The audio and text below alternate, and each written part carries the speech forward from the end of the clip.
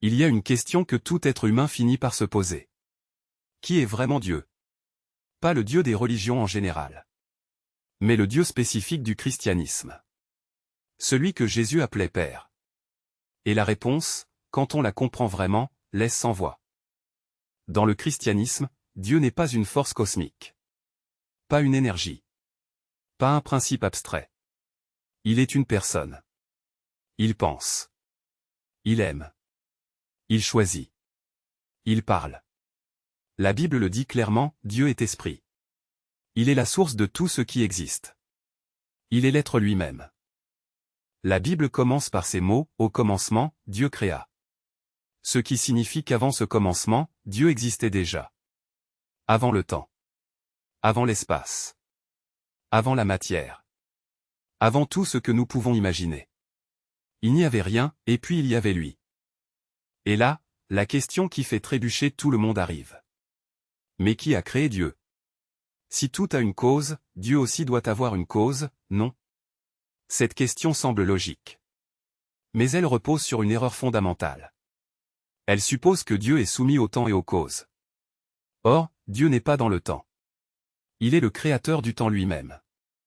Les philosophes ont un nom pour ça. Ils appellent Dieu l'être nécessaire. Tout ce qui existe a été causé par quelque chose d'autre.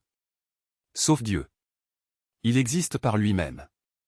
Il n'a pas commencé. Il ne peut pas ne pas exister. C'est précisément ce que Dieu dit à Moïse, « Je suis celui qui est ». Le christianisme affirme quelque chose d'unique dans l'histoire des religions. Ce Dieu est un, mais en trois personnes. Le Père. Le Fils. Le Saint-Esprit. Pas trois dieux. Un seul Dieu. C'est ce qu'on appelle la Trinité. Aucun cerveau humain ne peut pleinement saisir ce mystère. Et c'est précisément là que commence la vraie foi.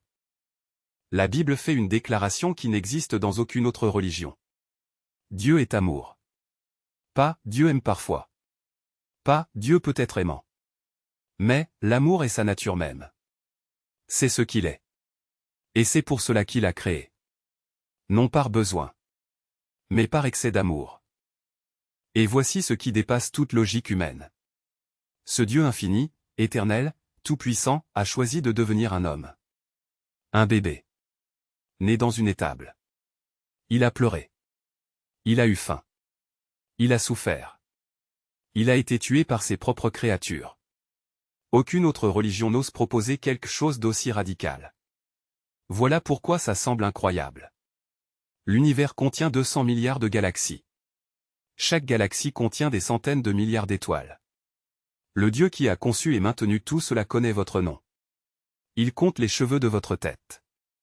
Il s'intéresse à votre vie. Pas comme un détail. Comme un enfant aimé. C'est ça le Dieu chrétien.